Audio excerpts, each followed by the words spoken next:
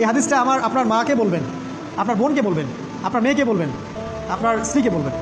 এই হাদিসটা যদি কারো হৃদয়ের মধ্যে গেঁথে যেতে পারে, তার দ্বারা অন্যায় করা সম্ভব না। একটু এই কথাটা না বললে জাস্টিস হবে না। রাসূল সাল্লাল্লাহু আলাইহি ওয়াসাল্লাম মেরাজে গিয়েছিলেন, আপনারা জানেন।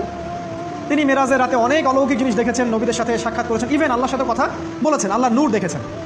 এই সময় সবাই তাকে হাসি মুখের সম্বর্ধনা জানিয়েছিল। যার সাথেই দেখা হয়েছে তার সাথেই তিনি হাসি মুখে অভ্যর্থনা তাকে জানিয়েছে, আসসালামু আলাইকা আইয়ুহান নবী, সবাই বলেছে হাসি মুখে। একজন মালাক, একজন ফেরেশতা তাকে দেখে হাসেননি, একজন। আপনারা কি জানেন? রাসূল সাল্লাল্লাহু আলাইহি ওয়াসাল্লাম অবাক হয়েছিলেন। তিনি বলেছিলেন যে, ইয়া জিবরিল, ওর চেহারাটা এত গম্ভীর কেন? সে আমাকে দেখে হাসছে না কেন? তার মুখে হাসি নেই কেন? জিবরিল আমিন বলেছেন যে তার নাম মালিক, তার নাম মালিক, সূরা যুখরুফের মধ্যে আছে। তার নাম মালিক। যেদিন থেকে আল্লাহ জাহান্নাম সৃষ্টি করেছেন, সেদিন থেকে তাকে জাহান্নামের দায়িত্ব দিয়েছেন, অর্থাৎ জাহান্নামের হেড অফ ডিপার্টমেন্ট, ইনচার্জ। সেদিন থেকে তার মুখের হাসি উঠে গেছে। আমরা দোয়া করি আমরা যেন তার সাক্ষাৎ না পাই।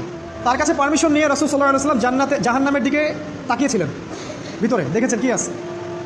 তিনি পরে যা ব্যাখ্যা করেছেন তা হলো, আমি দেখলাম সেখানে খালি মেয়ে আর সেখানে খালি নারী আর নারী। এই হাদিসটা আপনার মাকে বলবেন, আপনার বোনকে বলবেন, আপনার মেয়েকে বলবেন, আপনার স্ত্রীকে বলবেন।